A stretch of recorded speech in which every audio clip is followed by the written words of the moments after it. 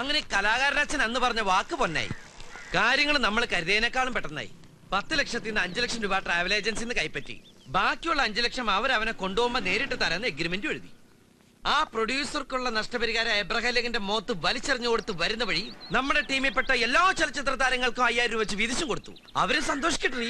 പിന്നെ നമ്മുടെ പ്രശസ്ത സീരിയൽ നടി സരസുവിന്റെ കയർബീരിമാല ബാങ്കിൽ നിന്ന് ഇതെടുത്ത് ഇവിടെ ഒന്ന് കയറിയപ്പോ എന്റെ കൊരാളക്കുട്ടിയെ എന്താന്നറിയില്ല, ഈ പ്രകൃതിക്കൊക്കെ ഇന്നേ വരെ കണ്ടിട്ടില്ലാത്തൊരു പ്രത്യേക സൗന്ദര്യം എനിക്ക് ഫീൽ ചെയ്യാം.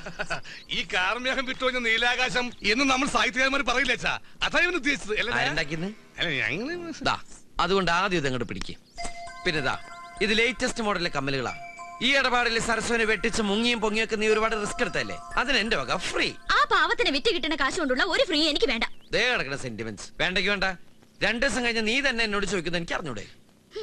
അച്ഛാ ഇത് 20,000 രൂപയുണ്ട്. ഞാനെന്ന് പറഞ്ഞില്ലേ, ഇത് അച്ഛന്റെ ഓപ്പറേഷനുള്ള കാശാ. നിന്റെ എല്ലാ തീരുമാനങ്ങൾക്കും ഞാൻ ശരിയെ പറഞ്ഞു. പക്ഷെ എത്രയായാലും അവൻ നിന്റെ കൂടപ്പിറപ്പല്ലടാ. അതും അങ്ങനെ ഒരു കുട്ടി ആയതുകൊണ്ടാ ഞാൻ ഇങ്ങനെ ഒരു തീരുമാനം എടുത്തത്.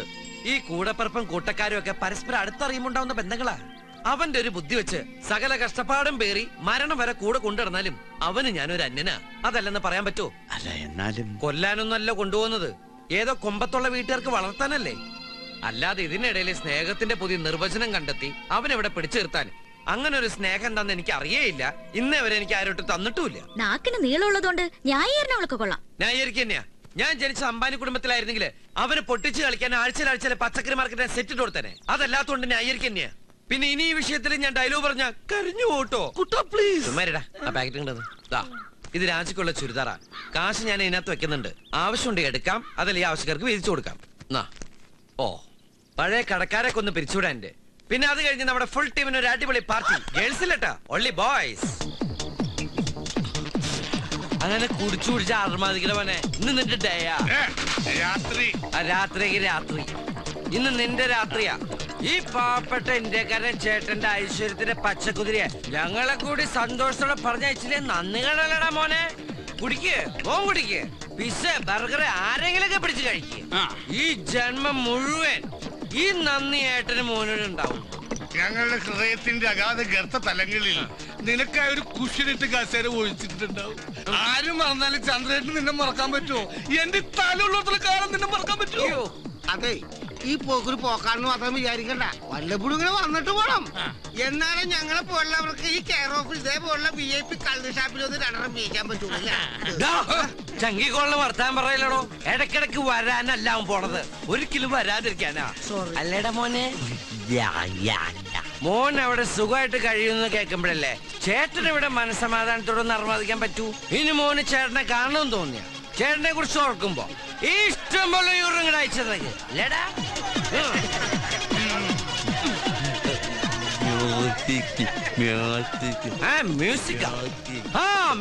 മ്യൂസിക് ആടാൻ വിടാം. അവൻ പോയി സന്തോഷിക്കട്ടെ. ഇനി ആർക്കാ സന്തോഷിക്കണ്ടേ? ഡാൻസ് ഓ അതിനെതിരെ അവിടെ പോയി ഡാൻസ് ചെയ്യണം. ഇവിടെ വെറുതെ എണീറ്റുന്നാ പോലെ.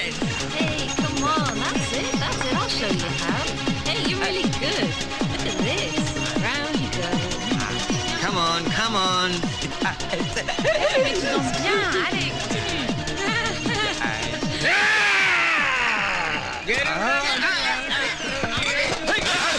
എന്താണോ ഈ കാണിച്ചത്?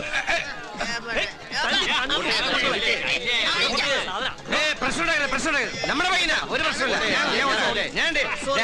നമുക്ക് അവിടെ സൈഡിൽ എക്സ്ക്യൂസ് മീ, ഒരു ഗസ്റ്റ് ഉണ്ട്, കഥക് നർത്തകൻ. കഥകിന് കുറ്റിയും കൊളത്തൊന്നുമില്ല. Enjoy.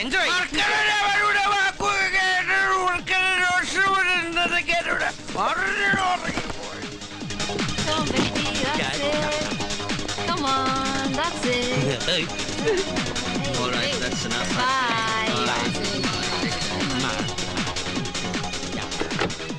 Bye then. See you. Bye.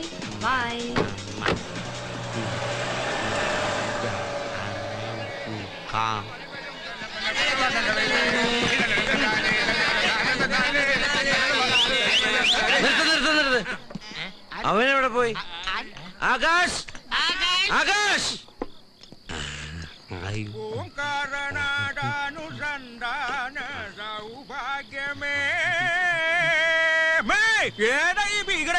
Mama മാമനോ? ആരുടെ മാമൻ? ഞാൻ മാമനല്ല, രാമൻ. ഈ അടുത്ത ഇവിടുത്തെ പൂജാരിയാ. കോമയും കുത്തുമൊക്കെ അങ്ങോട്ട് മാറി നിൽക്കാ. രക്ഷപ്പെട്ടു. എന്തോന്നാണ് ബസ് കാണാത്ത മാതിരി കുതിരവാലം വെച്ച് വന്നേക്കാം. ഈ മരുമോനെ കേറ്റിക്കൊണ്ട് പോ. എവിടെങ്കിലും ഒന്ന് ഇരിക്കാൻ പറ്റിയിരുന്നെങ്കിൽ. ഹൗസ് ഫുൾ ആണല്ലോ. ഇരിക്കാൻ ചോദിച്ചാൽ കടത്തുക പതിവ്. സോറി, കണ്ടില്ല. കാണാഞ്ഞിട്ടിങ്ങനെ അപ്പൊ കണ്ടാലോ? മനുഷ്യന്റെ മുഖത്താണോ തുപ്പുന്നത്? ഞാനത് കോളാമ്പി. സോറി, കണ്ടില്ല. എന്ത് കണ്ടില്ല? എന്തോ വന്ന് ഇടിച്ചതാ. അയ്യോ എന്റെ ദൈവമേ, ഇത് എപ്പോഴാ കേറിയത്? ഹോമോ ഒക്കെ അങ്ങ് അമ്പലത്തില്. വിടുക. എന്താ ഇത്? പണ്ടാരങ്ങനെ മാമനും പുറകിലങ്ങാൻ പോയിരുന്നേ. സീറ്റ് കിട്ടി. എന്തോടെ കാണിക്കുന്നത്? അല്ല, എവിടെങ്കിലും ഇരിക്കാനല്ലേ പറഞ്ഞത്? സ്ത്രീകളുടെ മടിയിലാണ് ഇരിക്കുന്നത്. ഈ പിശാചിന്റെ തള്ളിനിടയിൽ ഇരിക്കുന്ന സ്ത്രീയാണോ പുരുഷനാണോ നോക്കാൻ പറ്റില്ല. ഇങ്ങോട്ട് എഴുന്നേറ്റ് വാടോ മാമേ. ഈ ശവി എന്തിനാ എന്റെ പിന്നാലെ ഇങ്ങനെ നടക്കണത്?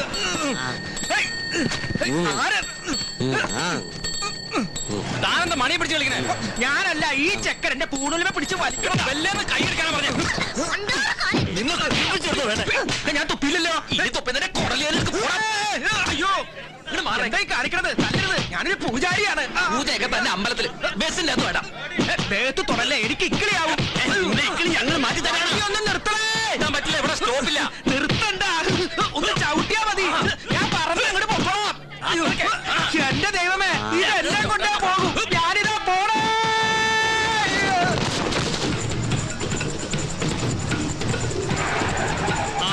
ഇറങ്ങി വാ. അങ്ങോട്ട് ഇറങ്ങി വാ മോനെ. മാമൻ അവിടെ ചാടിയിട്ടുണ്ട് മോനെ. അങ്ങോട്ട് വേഗം ചെന്നോട്ടോ. ചെല്ല് ചെല്ല് ചെല്ല്.